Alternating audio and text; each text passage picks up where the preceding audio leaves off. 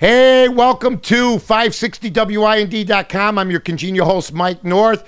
Don't forget, every single day with the videos. Also, Tuesday morning, I'm on with John and Amy. I'm also on with Steve Cochran.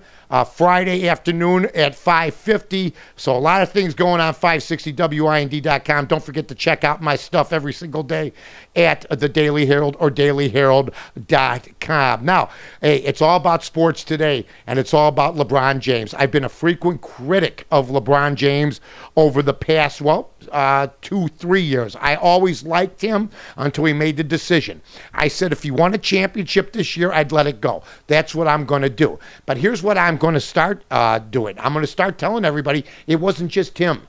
Michael Jordan already, I'm hearing the stuff now, where Michael Jordan, they're saying, well, LeBron won one. Where do you put him with Jordan? Wait a minute. You got Bird with 3 titles, okay? You got Duncan with 4 titles, all right? You got Kobe with 5 titles. You got ways to go. And don't forget the ever-present Bill Russell, who I believe, okay, was a great team player, but not an individual player as far as the ilk of these other guys. I am saying straight out to anybody that will listen, Michael Jordan never played on a team surrounded by a team as talented as this Miami team.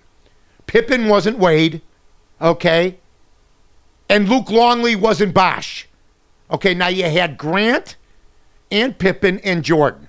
Then a couple years off, Jordan comes back and he does it with a completely different team. Could LeBron do it with a completely different team? Well, so far, no. He almost did with the Cleveland Cavaliers. And if they win the title, and if he doesn't quit on his team in Game 5 a few years back, and they win it all, isn't history different? Bottom line is, if they would have gotten out of LeBron James, the Cleveland Cavaliers, and this is why the fans in Cleveland are so mad, if they would have gotten out of him back then, Miami got out of him last night, I'm telling you right now, he'd still be with the Cavaliers. That's the bottom line. Now him, Wade, and Bosh, and I heard how hard it was. What a long climb. It took him 1 year. It took him 1 year. It's not like you had to play 6-7 years the old way through the draft, maybe pick up a free agent. I mean, basically, they put together an AAU team of adults. And by the way, Mike Miller, what a way to go out if he goes out. I think last night he made himself money for next year. He'll come back maybe healed unless his back gives out on him. I mean, you hit 7 threes last night. You hit 7 threes. You had 23 points. LeBron had 27, not even his average. So, I mean, it was a team victory. Here's another thing. I've been hearing about Eric Spoelstra. Well, wait, is Eric Spoelstra the new Phil Jackson? I mean, this guy here could win 6-7. Is that going to make him a great coach? I thought Eric Spoelstra last night and through the series outcoached Scotty Brooks. But he also had the best players. Durant had 32. He just couldn't overcome the fact that Westbrook was skittish, if you will, and Harden didn't show up, basically, unless you want to count the 19 points that he had last night. And if you're going to let LeBron James, there was a flagrant foul called on Derek Fisher for being run over by LeBron James late in the game. It's going to be tougher to beat this guy now that he's got that ring. If you're a Cleveland Cavalier fan, I'm hearing people on the radio, let it go. No, you have to be a fan.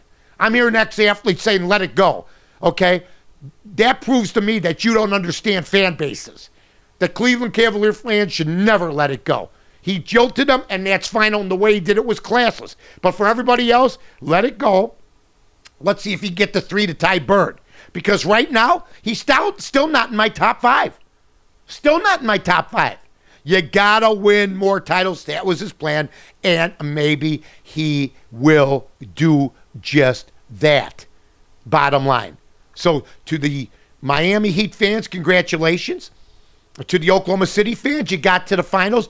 And here's another thing you can't overlook. I thought Oklahoma City was going to win this thing. They won the first game, and it was Katie Bardador. It was all over. So you know what? Congratulations to the Miami Heat, to Pat Riley, to Spoelstra, to the staff, to LeBron, to the other players, to everybody that participated. And if you're the Chicago Bulls, what's plan B? You're going to be missing Derrick Rose at least until May, maybe March or May of next year. So what is the plan? What's Paxson doing today? I don't know. Maybe enjoying this great weather. Outstanding. Hey, this is Mike North on 560WIND.com.